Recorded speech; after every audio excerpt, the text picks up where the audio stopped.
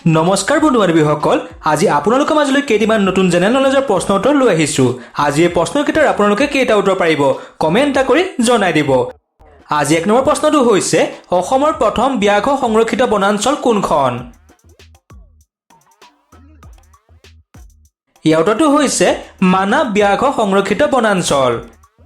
2 number প্ৰশ্নটো হৈছে কেইখন দেশৰ মাজেৰে ব্ৰহ্মপুত্ৰ নদী পাৰ হৈ যায়?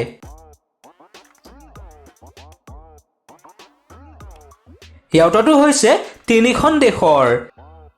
3 নম্বৰ প্ৰশ্নটো হৈছে অসমৰ পৰা অশ্বমেধ যজ্ঞ কৰা প্ৰথমজন ৰজা কোন আছিল?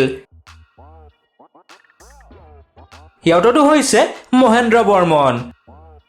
4 নম্বৰ প্ৰশ্নটো হৈছে কোনজন আহোম ৰজাই নৱগ্ৰহ মন্দিৰ নিৰ্মাণ কৰিছিল? ইয়াৰ উত্তৰটো হৈছে ৰাজেশ্বৰ সিংহই। 5 নম্বৰ প্ৰশ্নটো হৈছে আহোম মোগলৰ শেষ যুদ্ধ হোৱা ঠাইখনৰ নাম কি? ইয়াৰ উত্তৰটো হৈছে ইটাখুলি। 6 নম্বৰ প্ৰশ্নটো হৈছে অসমৰ সৰ্ববৃহৎ কয়লা ক্ষেত্ৰ ক'ত অৱস্থিত? ইয়াৰ উত্তৰটো হৈছে মাকুম। 7 নম্বৰ প্ৰশ্নটো হৈছে চিমেণ্ট ফেক্টৰীৰ বাবে অসমৰ কোনখন ঠাই বিখ্যাত? ইয়াৰ উত্তৰটো হৈছে বোকাজান।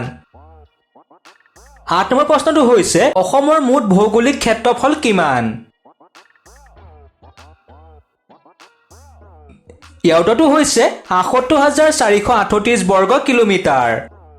9 নম্বৰ প্ৰশ্নটো হৈছে কাজিৰঙা ৰাষ্ট্ৰীয় উদ্যানক কোন বছৰত ব্যাঘ্ৰ প্ৰকল্প হিচাপে ঘোষণা কৰা হৈছিল? ইয়াৰ উত্তৰটো হৈছে 2007 চনত। আজি 10 নম্বৰ প্ৰশ্নটো হৈছে উত্তৰ পূব ভাৰতৰ আটাইতকৈ ডাঙৰ ৰাজ্যখন কি? ইয়াৰ উত্তৰটো হৈছে অৰুণাচল প্ৰদেশ। 11 নম্বৰ প্ৰশ্নটো হৈছে অসমৰ কোনখন জিলাত ৰাষ্ট্ৰীয় সাৰ কাৰখানা অৱস্থিত?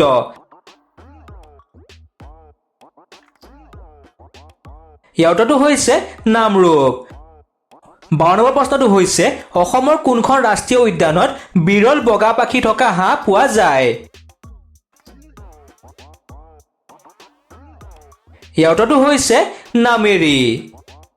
13 নম্বৰ প্ৰশ্নটো হৈছে অসমৰ কাজিৰঙাক কেতিয়া ৰাষ্ট্ৰীয় উদ্যান হিচাপে স্বীকৃতি দিয়া হৈছিল? ইয়াৰ উত্তৰটো হৈছে 1978 চনত। আজি 14 নম্বৰ প্ৰশ্নটো হৈছে অসমৰ আন্তঃৰাষ্ট্ৰীয় সীমা কেইখন দেশৰ লগত ভাগ কৰে?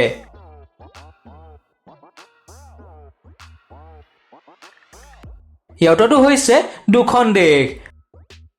15 নম্বৰ প্ৰশ্নটো হৈছে কিমান চনত কপৌ ফুলক অসমৰ ৰাজ্যিক ফুল হিচাপে ঘোষণা কৰা হয়? ইয়াৰ উত্তৰটো হৈছে 2003 চনৰ 4 এপ্ৰিল তাৰিখে। বন্ধু-বান্ধৱীসকল, আজি এই প্ৰশ্নকেইটা আপোনালোকে কেইটা উত্তৰ পাৰিলে কমেণ্ট এটা কৰি জনাই দিব। নতুন এটা ভিডিঅ'ত লগ পোৱাৰ আশাৰে আজিলৈ ধন্যবাদ।